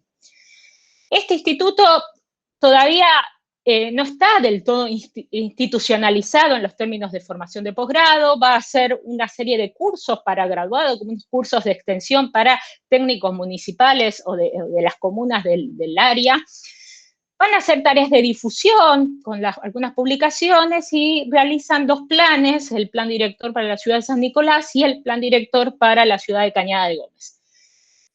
Primero lo dirige Jorge Ferrari Ardoy, después lo dirige un uruguayo, Gómez Gavazo, Carlos Gómez Gavazo. Carlos Gómez Gavazo dirigía en ese momento y estaba a cargo del Instituto de Teoría y Urbanismo de la Universidad de la República en Uruguay, y él ya tenía, digamos, una matriz institucional muy vinculada al panamericanismo, Naciones Unidas y principalmente la OEA. Finalmente, para poder ir al núcleo, Ardoy, Jorge Enrique, participaba de estos proyectos, pero en el año 60 el CONICET le otorga una beca para hacer su doctorado en la Universidad de Harvard, y él vuelve en el año 61 en el medio de un proceso en el que ya el instituto estaba un poco en crisis porque habían terminado algunos trabajos y no tenían otros, y bueno, estaba en un momento de transformación, a lo que Ardoy toma, digamos, la dirección del instituto en el año 61 y le cambia su denominación ahora a Instituto de Planificación o de Planeamiento Regional y Urbano del Litoral. Y acá aparece un punto que es crucial, que es la desaparición de la arquitectura en el título del instituto. Y esta desaparición de la arquitectura se presenta como sintomática de esta nueva dirección que va a tomar el IPRUL, que abandona la forma física y la arquitectura como método de transformación de la ciudad por la planificación como un programa de toma de decisiones y de acción, donde el territorio, la economía, la política y los aspectos sociales se convierten en las variables de transformación estructural interna, con el objetivo final de lograr ese tan ansiado desarrollo y ese equilibrio territorial. El 2 de abril del año 62, Ardoy estuvo como 3 meses para diagramar de nuevo el instituto. Cuando empiezan las actividades el 2 de abril, como un centro de formación e investigación en las temáticas de planeamiento regional y urbano. La nueva estructura va a crecer en autonomía y autarquía, porque lo que hace es ahora ya no depende más de la escuela o de la facultad de física, química y ciencia matemática aplicada a la industria, bueno, lo que es hoy ingeniería, sino que va a depender directamente del rectorado con el apoyo financiero de la facultad de lo que ahora es ingeniería, el CONICET, que va a financiar a los docentes, y el Consejo Federal de Inversiones, que va a otorgar 12 subsidios para financiar a los becarios del curso de posgrado. Acá en las imágenes lo que ustedes pueden ver son quiénes fueron los participantes de esa primera, digamos, camada de profesionales de formación interdisciplinaria. Hay economistas, hay arquitectos, hay sociólogos. Es bastante variada de cómo conformaron este equipo. La interdisciplina pasa a ser un factor central de esta discusión de los centros. Esta es la imagen de Jorge Enrique, mi Jorge Enrique. Y lo que esto, también lo que sucede acá es que se cristaliza una nueva figura, es la de un nuevo tipo de profesional, que es la figura del experto, como bien sostienen Neighbor y Plotkin, que son los técnicos especialistas que trabajan para el Estado y más recientemente dicen para las ONG y los organismos internacionales. La figura del experto evoca especialización y entrenamiento académico, actuando en nombre de la técnica y la ciencia, reclamando hacer de la neutralidad axiológica la base para la búsqueda del bien común. Vamos a ver que los docentes del IPRUL, la mayoría contaban con una formación de posgrado en el extranjero, los Estados Unidos particularmente, casi todos, menos Mario Rovirosa, que tenía su formación en Francia, pero de la mano de Gino Germani. Y a partir de 1962, también ya 15 días nomás después de que se inicia el IPRUL, inician los cursos, aparece la Fundación Ford en relación las cartas con Ardoy, solicitando que quieren participar, digamos, que quieren apoyar esta iniciativa, y que termina, ¿no?, con la financiación, con la financiación de principalmente la compra de libros y revistas, y también la visita de algunos profesores extranjeros. Bueno, el plan de trabajo iba a reconocer, a ver si... Este es un afiche de lo que fue bueno, este es un afiche de la segunda apuesta, ¿no?, de difusión del posgrado. Bueno, el plan de trabajo parte del reconocimiento del estado de situación, de los recursos humanos e institucionales necesarios para dar respuesta a estos nuevos escenarios del desarrollo regional y urbano del país. Esto es una recurrencia, ¿no? Responder al Estado. Se están creando nuevas oficinas del Estado, se necesitan los técnicos para el Estado, hay una fuerte conciencia de ese rol en este primer momento, o por lo menos en este primer momento de Rosario. Se considera el carácter interdisciplinario, más allá de unas estructuras de facultades. Esto empieza, es una de las cuestiones de cambio, ¿no? Ya no son más universos diferentes, sino que abogan por la interdisciplina como un factor para este abordaje necesario, este abordaje integral de soluciones para el territorio. Sostiene además que la Argentina procura desarrollar sus recursos y organizar su evolución mediante programas de corto y largo alcance, en los que los estudios, como en las etapas de programación y ejecución, se hace notar la falta de análisis, programadores, especialistas y administradores. Los programas adolecen además de las faltas de técnicas y equipos de investigación, y poco se ha analizado sobre la implementación de los programas y sus consecuencias. O sea, este cuadro que se plantea en este momento en el que él presenta el nuevo programa del instituto, insiste en esta relación entre economía, política y territorio, con esta idea por detrás del desarrollo equilibrado de los recursos y las diferentes regiones en el país, en concordancia también con el programa desarrollista de Frondizi y los postulados económicos de Frigerio, ¿no?, referidos a esta integración nacional a través de la política, incentivos a la industria, transportes, comunicaciones. Lo que digo es, hay unos temas que vamos a ver que van a ser repetitivos y constitutivos de cómo se pensaron los territorios y cómo se pensaron también los temas dentro de este instituto. Bueno, los objetivos eran 4: formar profesionales en planificación regional urbana a partir del primer curso de posgrado de este tipo en el país. La investigación, ¿no?, producir investigaciones también asociadas al territorio, asistencia técnica y organismos de gobierno, esto era junto, y la selección y compilación de bibliografía con las nuevas conceptualizaciones del planeamiento en sede regional y urbana, y lo que vemos acá es, en definitiva, una ruptura con esta idea del urbanismo y ya el abrazo a esta matriz norteamericana, o más que norteamericana, yo diría del mundo anglosajón, de la planificación o el planning. También hay una discusión sobre esta descentralización, digamos, de este instituto, ya no en Buenos Aires, sino en Rosario.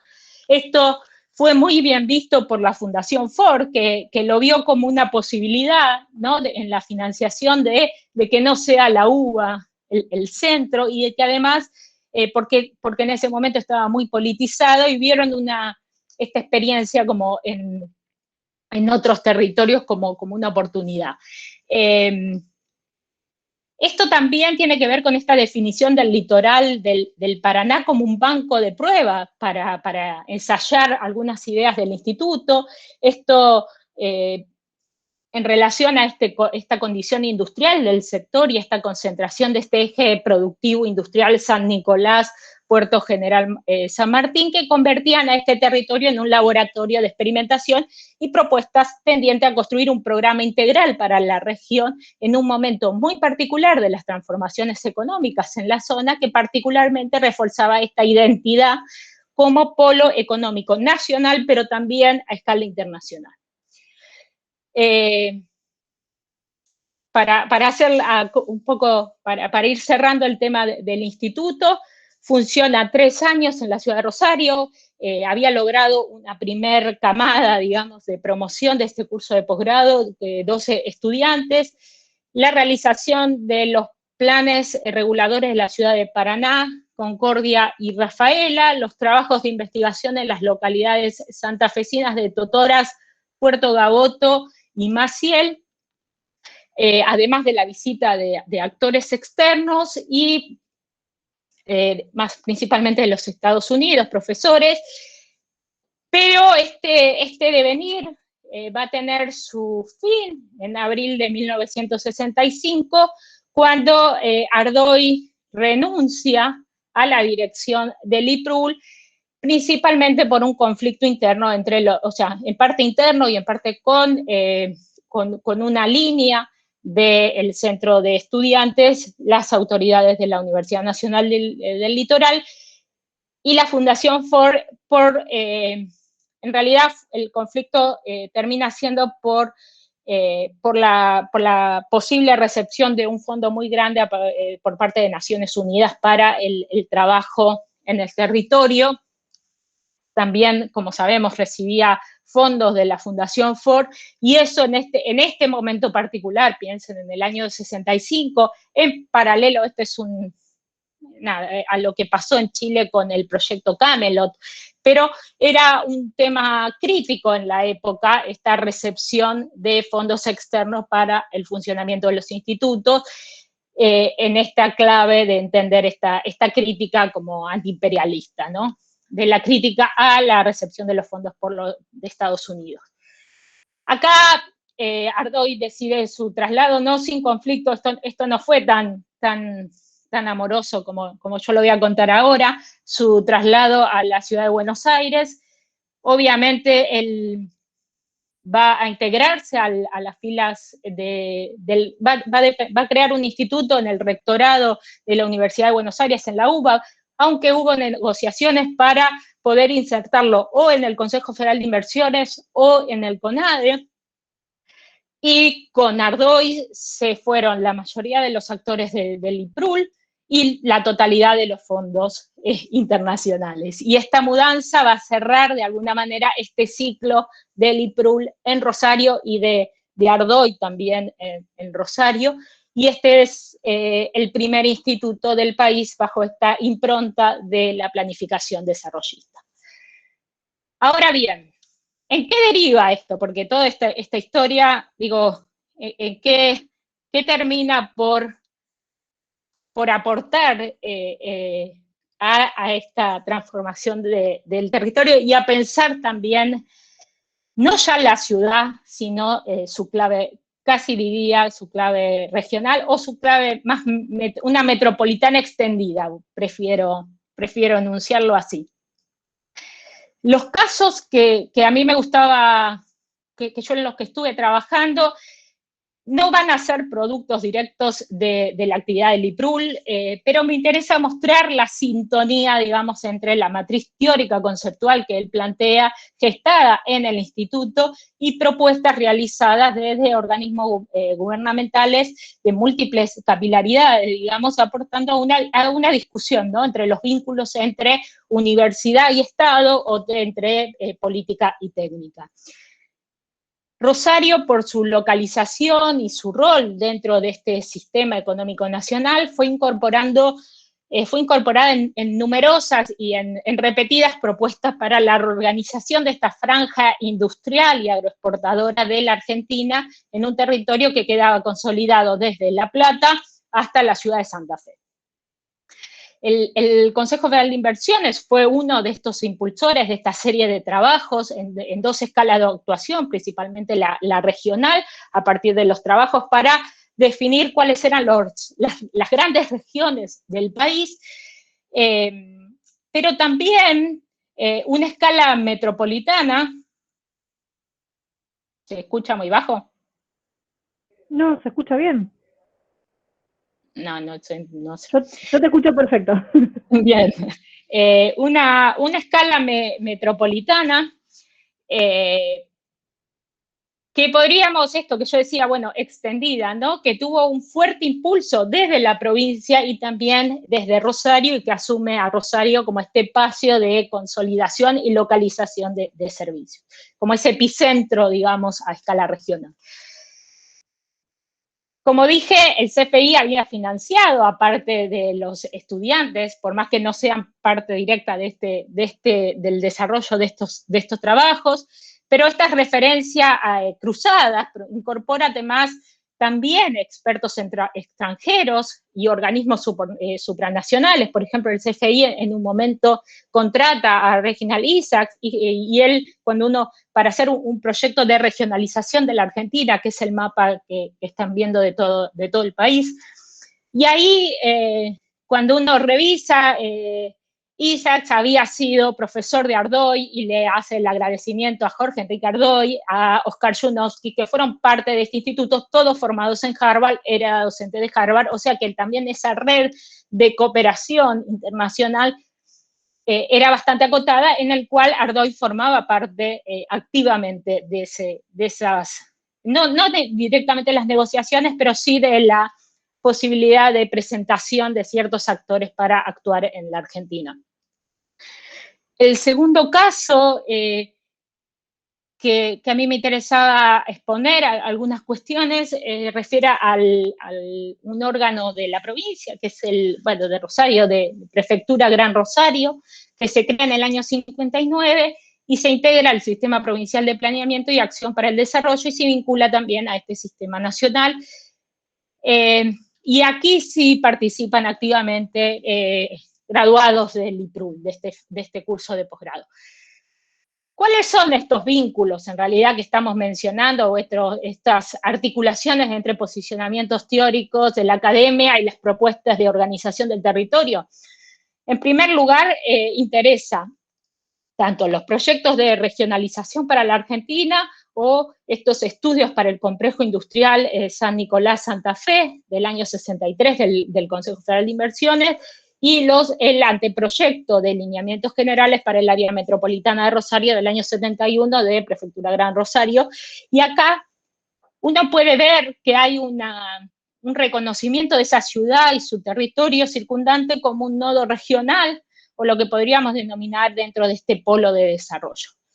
Los pares modernización, industrialización y urbanización y desarrollo van a determinar el pulso de todas las propuestas, donde el modelo de sustitución de importaciones, a ver, no, ahí voy, ahí, donde el modelo de sustitución de importaciones va a prevalecer y recién, años más tarde, va a reconocer sus propios límites. La idea de desarrollo y el progreso va a tener todas las propuestas en sus múltiples niveles, existiendo un consenso en cuanto a la incorporación del espacio como una de las variables del análisis y a una visión productivista de este territorio sostenida sobre los ejes de economicismo y la idea de crecimiento indefinido e ilimitado. Estas ideas van a emerger con intensidades diferentes en los diferentes documentos, y en primer lugar uno puede reconocer el rol de la industria en el sector, que es abordado en toda su magnitud, y estudiando las zonas industriales, los tipos de industria, su localización, así como también las infraestructuras de la producción, principalmente cuestiones que tienen que ver con las infraestructuras viales y ferroviarias, el suministro energético, los accesos a las fuentes de agua, de suministro de agua. O sea, va a haber una serie de análisis sobre importaciones y exportaciones, localización de los puertos, etc. Entonces, esta producción y concentración se va a dar en la industria principalmente siderúrgica y petroquímica, estos estudios en el área del Gran Rosario. Este va a ser el factor que ellos identifican como el desarrollo del sector, la lógica como decía, de la localización de los puertos, va a terminar por definir este esquema de circulación internacional de los productos, una idea que va a ir consolidándose, yo creo, en el tiempo y en los años, ¿no? La actividad agrícola y ganadera pampeana, esto no está ajeno, digamos, a esa localización dentro de la región pampeana, ubica esta zona como un nodo exportador del sector norte, hecho que se consolida también a través del mejoramiento y consolidación y crecimiento de las zonas portuarias. El proyecto se encarga de redefinir todas digamos, hacer una propuesta para todas las áreas portuarias desde San Nicolás hasta Santa Fe, que ahora también, en el caso particular de Rosario, va a modificar, digamos, su área portuaria. A ver. El estudio de la actividad económica, también la creación de los parques industriales y todo este soporte a la generación de estos nodos de intercambio van a constituir la matriz de soporte para comprender el análisis de estos estudios. Los diagnósticos propositivos sobre la urbanización van a terminar por diagramar ese esquema territorial que cuenta con nodos de concentración de servicios y grandes zonas de producción, ya sea agrícolas o industriales. Y acá me interesaba como centrarme, ya casi termino, en dos puntos. En primer lugar, el tema de la urbanización per se, o sea, se constituye como una línea propia de indagación en estos trabajos, en tanto es uno de los temas, ¿no?, del periodo referido principalmente a las migraciones internas y a los crecimientos de las áreas metropolitanas. Y en este hay un diagnóstico, uno puede ver un diagnóstico compartido, ¿no?, en el que el crecimiento metropolitano va en detrimento de las pequeñas localidades y esto constituye uno de los problemas principales para hacer frente a estos desequilibrios territoriales, que si bien también esto lo van moldeando, no tiene la escala que tiene en Buenos Aires, se reconoce que va a ser un factor a futuro que puede impactar negativamente en el territorio. Y en esta línea, tanto las propuestas del Consejo Federal de Inversiones como del Prefectura de Gran Rosario van a avanzar sobre los temas urbanos y sobre las formas de organización de ese territorio, entendiendo la necesidad de interacción entre población y planificación industrial. Esta cita a mí me pareció muy sintomática de la época, ¿no? Más que nada la última parte, cuando dice, de este modo el hombre de hoy constituye un agente activo del desarrollo económico, donde esta perspectiva tenemos que considerar el factor humano en relación con la planeación de la zona industrial. O sea, es muy esta relación de localización del proceso de crecimiento de la urbanización y desarrollo industrial van de la mano y van de la mano en los trabajos, en los estudios. Alejandra, vamos, así dejamos un espacio, fijémonos un poco el tiempo, así dejamos un espacio también para abrir el debate, ¿no? Si podemos ir redondeando. Ya terminaba. Bueno, por las dudas. No, ya termino. Yo lo único que me interesaba era decir que ahí en esto Rosario iba a formar parte de esa nueva megalópolis que que se estaba imaginando desde la nación, que gozaba este periodo entre, ¿no?, desarrollo, que permite esa articulación entre desarrollo local y visiones nacionales. Ahora sí, para terminar, a mí me interesaba pensar que el rol que tuvo Rosario en este proceso de transformación de los postulados disciplinares, la escuela y principalmente este nuevo centro de formación, incorporan esta nueva visión de la disciplina que encuentra en concordancia con los postulados internacionales, convirtiéndose el IPRUL en un nodo local de una red panamericana de centros, esto también es importante decirlo, había muchos centros en la región, donde el territorio adquiere una centralidad particular y se constituye como una variable de la planificación económica. Y acá, polos de desarrollo, atraso estructural, desequilibrios nacionales, producción industrial van a ser parte de estas temáticas que se van a trabajar tanto en el centro como también uno lo ve en las aplicaciones de los planes, y hay una sinergia entre contenidos teóricos vinculados al desarrollo en estas latitudes y propuestas y proyectos que permiten hacer visibles esas articulaciones existentes, definiendo un perfil para el Gran Rosario, un perfil muy, digamos, muy delineado, que a pesar también de ese cambio de lógicas y de paradigmas que, digo, para pensarlo hoy, conserva una matriz territorial que mucho tiene que ver con el desarrollo que se dio en este periodo. Bien, ahora sí, muchas gracias. Bien, bueno, no, gracias a vos, Alejandra. La verdad que hay muchas cosas, ¿no? Quedan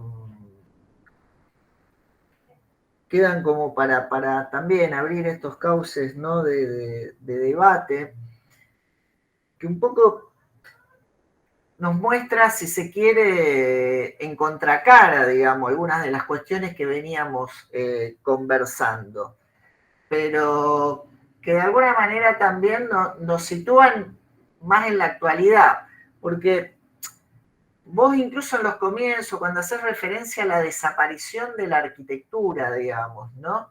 Esto, incluso para a lo mejor tal vez a los que estamos más cercanos, ¿no? A la historia del urbanismo, lo tenemos más claro, pero a otros les resuena de otra manera, y porque literalmente, ¿no? Desaparece. Si veníamos viendo imágenes, ¿no? De arquitectura, ahora vemos de mapas, casi se podría decir, ¿no?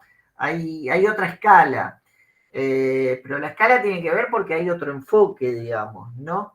Y por el contrario, si después nos trasladamos a los años que estuvimos más analizando en las exposiciones anteriores, ahí aparece la arquitectura, la misma Flor, ¿no? Que nos mostraba arquitectura. Es otro espacio, es otro enfoque, porque también es otro contexto, digamos, ¿no?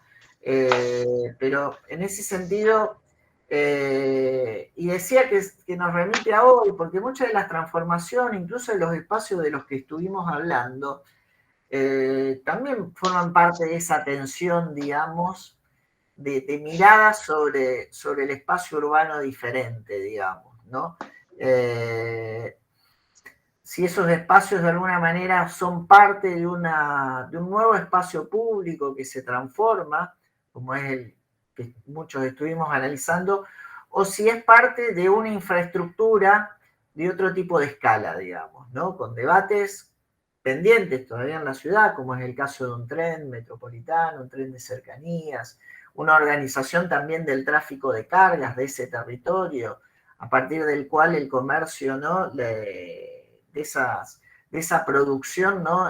Forma parte de la base económica de la ciudad. Pero ese tironeo entre infraestructura productiva, espacio urbano, es muy propio de los fenómenos globales de la ciudad, digamos, ¿no? Y que a partir de estos cambios, ¿no? Y de contextos políticos y también estatales, digamos, ¿no? El peso de organismos nacionales que tenían en las ciudades y que posteriormente eso va desapareciendo, y que las ciudades de alguna manera, claro que cambian la mirada sobre el espacio y la escala, ¿no? Porque empiezan a tener otro rol los gobiernos locales, ¿no? Y que pueden intervenir en la inmediatez de los espacios próximos, digamos, ¿no? Entonces los sitúan en una red de proximidad y de uso en términos de esa escala, y no de una escala territorial como lo pensaba, ¿no? La planificación, como nos has comentado, ¿no? Ahora bien, también es verdad que con el paso del tiempo, ese olvido, así como en aquel momento desaparecía la arquitectura, ese olvido de esa escala territorial, de esa visión infraestructural y de sistemas de un territorio de una escala ampliada a la del espacio urbano, ¿no? También se empieza a notar, o empieza de alguna manera, ¿no? a hacerse más clara la ausencia, digamos, ¿no? Y que, como digo, con debates actuales, digamos, ¿no? Como es el caso de un tren, o de una organización de otro tipo del tráfico de cargas. Esto es a mí lo que un poco me sobresale, que es un poco, por eso digo, la contracara también de estos procesos de transformación, ¿no?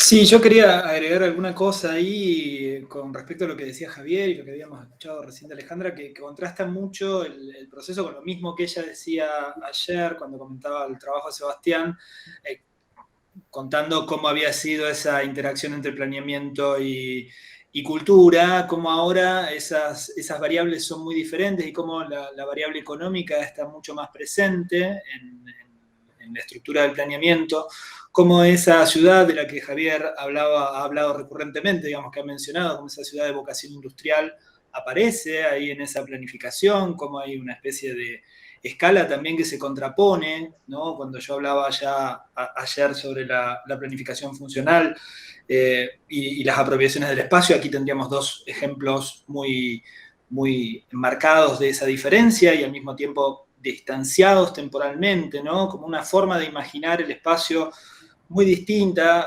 Yo escuchaba mucho esta idea de la localización, teorías de la localización económica, cómo balancear costos y beneficios en términos de localización y de cálculos de distancia, de fletes, etcétera. Me parecía como una ciudad, digamos, en un momento portuaria, intenta producir una conurbación industrial a través de este tipo de planning y después, digamos, esa desestructuración o ese cambio, digamos, de ese modelo de acumulación y de esa forma ciudad derivan en estas otras maneras de pensar el espacio que tienen más que ver con una escala diferente. También es interesante esto que decía Javier, ¿no? De cómo desde el peronismo en adelante, y quizá con más fuerza en el desarrollismo, hay una noción nacional, digamos, de intervención sobre los espacios urbanos, no tan municipal como había sido en el periodo previo, y cómo eso también después empieza como a retraerse, a aparecer en otra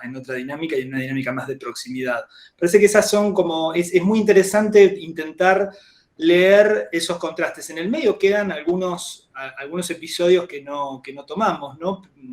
Pero yo creo que es interesante ver el hiato y la diferencia que hay entre las maneras de pensar la ciudad, entre todo lo que venimos viendo hasta ahora y estas otras escalas, estas otras formas de intervención, estas otras preocupaciones, estas otras disciplinas que aparecen, como la economía, con un perfil mucho más destacado, digamos, y cómo son sustituidas por otras miradas y por otros patrones de escala, digamos, de dimensionar, de formas de dimensionar y de pensar, de concebir el espacio urbano, ¿no?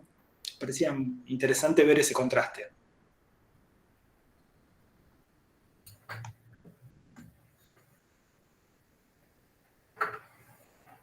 Sí, ¿puedo? Sí, dale. A mí me parece que hay dos cosas para pensar. Uno es esta idea de interdisciplina, es nueva, es completamente nueva para el periodo y creo que ha sido como un caballo de batalla a lo largo del tiempo. Ahora, ¿qué entendemos por interdisciplina en cada momento? Esa es otra discusión. Por un lado está eso y por el otro lado pensar que este fue un ciclo, bueno, los largos 60, ¿no? Esta visión de este desarrollo ilimitado, ya a partir del 73 ve sus limitaciones, empieza a construir sus propias limitaciones y termina por un desencanto con la planificación. Eso está claro, los golpes de Estado terminaron de finiquitar esta idea de entender la universidad. A mí me parece que acá la universidad ¿se cortó? ¿Hola? Un bache, ahora se escucha bien. No, que digo que la universidad fue un actor en este momento de discusión sobre el destino de la nación, digamos, el destino territorial de la nación. Era la usina de formación de profesionales.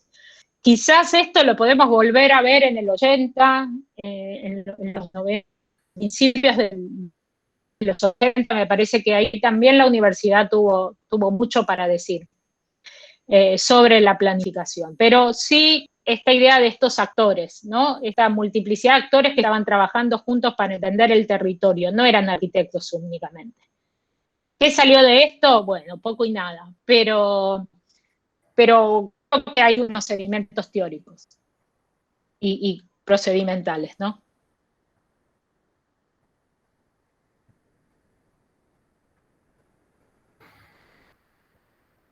Sí, hay que entender vos misma, como hacías referencia, ¿no? Pero me parece que cabe enfatizar, digamos, ¿no? que hay un contexto, digamos, no es que el paradigma de planeamiento se desarrolla solo, digamos, sino en función de un contexto. Vos mencionabas la referencia de Cuba, digamos, ¿no? Claro, después también acabas de mencionar el contexto institucional, digamos, ¿no? Nacional, digamos, ¿no? Con la alteración del orden democrático y lo que eso va a impactar, ¿no? En este tipo sobre todo de instituciones también, científicas, académicas, y que van a incidir también en las agencias estatales, públicas, de definición territorial, digamos, ¿no? De despliegue de los paradigmas urbanísticos. También creo que tiene que ver con un proceso también más particular, sí, local, y digamos que es el propio del crecimiento de la ciudad, digamos, ¿no? Ahora bien, para eso había un paradigma del planeamiento, ¿no? Como has contado, que tenía un modelo, ¿no? O que por lo menos intentaba forjar a partir de determinadas herramientas un modelo. Se está visto que cuando en este caso, y podemos remitirnos, insisto, con esto, ¿no? Para hacer esos links, esos vínculos, ¿no? Que pretendemos entre pasado y presente, digamos, ¿no? En historia próxima, podemos ver el área metropolitana, digamos, todavía los déficits que tenemos en eso, y si ampliamos la mirada, que es a partir de ahí, ¿no? Donde empiezan a emerger, ¿no? Esta falta de una matriz planificadora, si se quiere, de otro tipo de escala, digamos, ¿no?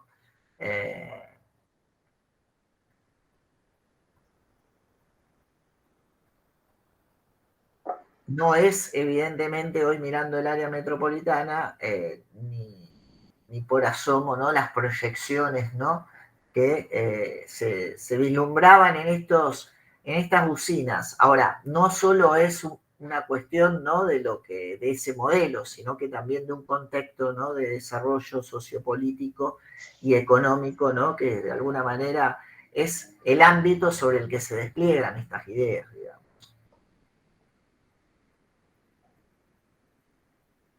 Sí, yo creo que fue mucho más el rol productivo el que le, digamos, el que acertaron, pues decir así, o el que vislumbraron mejor, digamos, esa estructura económica que la estructura, que el rol de la ciudad. Igual, a ver, estaba ya previsto esta ciudad de servicios, o sea, no es que no lo vieron.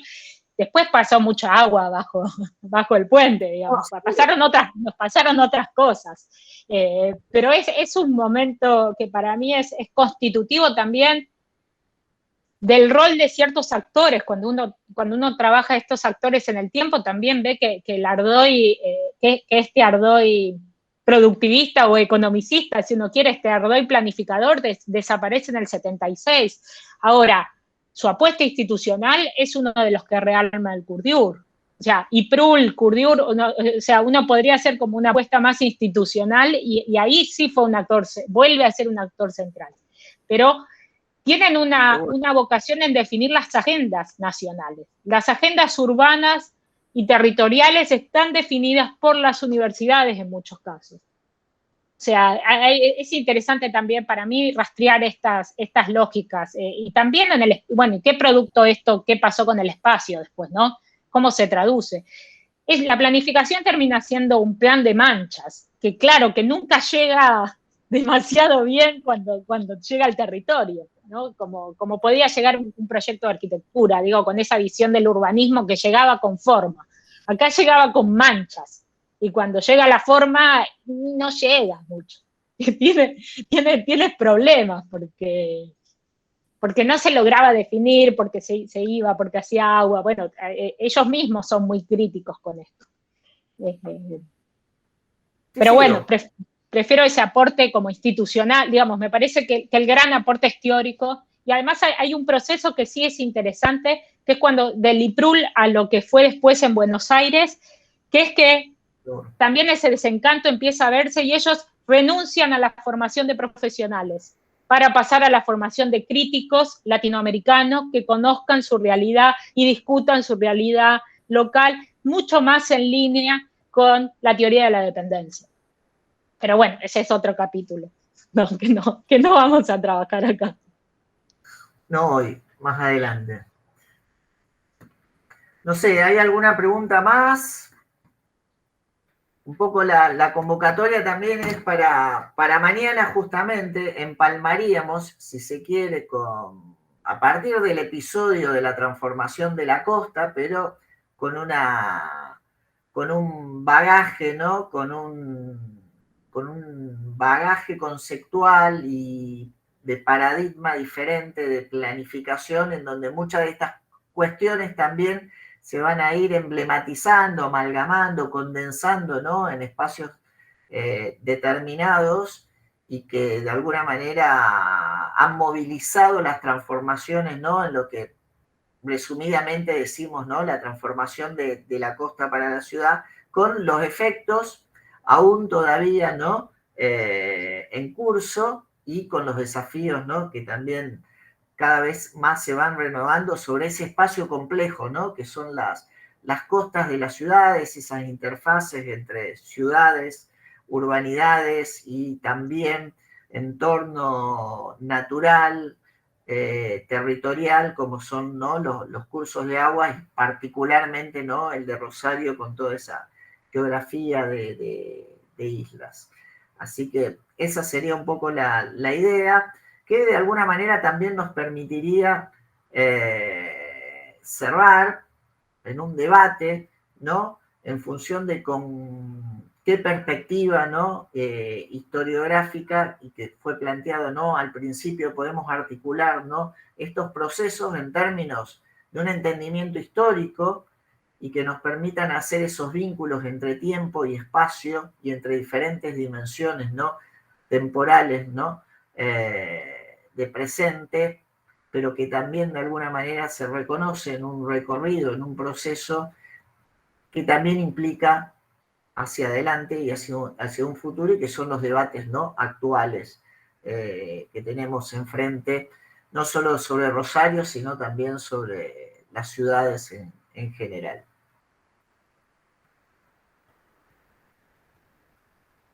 Bueno, ahí también se nos anuncia, vamos a tener las exposiciones, ¿no? Para poder seguir profundizando en algunas cuestiones en el canal de YouTube. También estamos abiertos, mañana podemos sistematizar incluso algún material de los que hemos estado mencionando, pero alguna forma también de intercambio para que quien pueda interesarle seguir profundizando en estas cuestiones. Y bueno, la convocatoria entonces sería para mañana a las 6, si les parece.